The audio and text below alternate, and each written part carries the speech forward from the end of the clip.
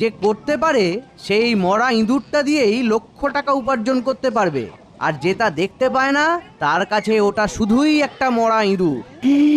You কি সম্ভব? মরা ইঁদুর বেচে লক্ষ টাকা উপার্জন। এর থেকে ভালো আপনি আপনার সাফল্যের রহস্য গোপনই রাখুন।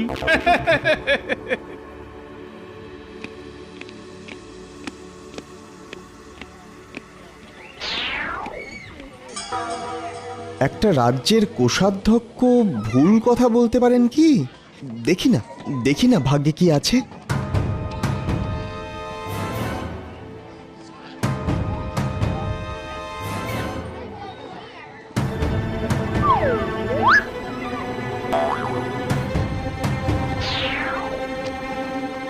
আয় আয় দেখুন কোষাধ্যক্ষ মশাই, আপনার ভবিষ্যতের লাখপতি। কোষাধ্যক্ষ মশাইয়ের কথা যদি সত্যি হয় তাহলে তাহলে এই ইঁদুরটাও বিক্রি হবে। কিন্তু কিন্তু মরা ইঁদুর কে কিনবে? কার মরা ইঁদুর দরকার হতে পারে?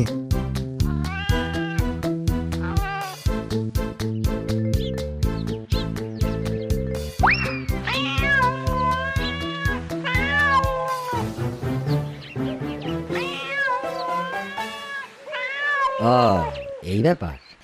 মশাই, এই ইঁদুরটি কি আমাকে বিক্রি করবেন? আপনি কিনবেন? হ্যাঁ, মনে হচ্ছে আমার ওই বেড়ালের ওই মরা ইঁদুরটাই পছন্দ। ওটার জন্য 1 পয়সা দিতে পারি। তাহলে তাহলে কোষাধ্যক্ষ মশাই যা বলে গেলেন তা তো ফলতে চলেছে। ভগবান ভগবান মুখ তুলে কি চাইবেন এবার? হ্যাঁ, নিশ্চয় বিক্রি করব। এই নিন।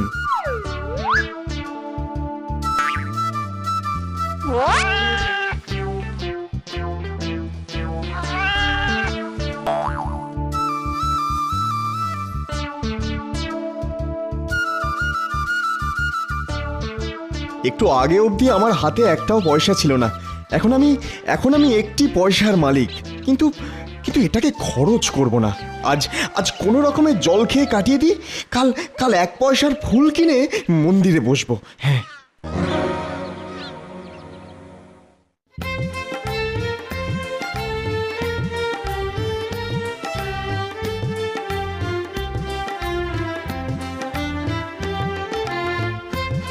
ফুলগুলো তাজা তো?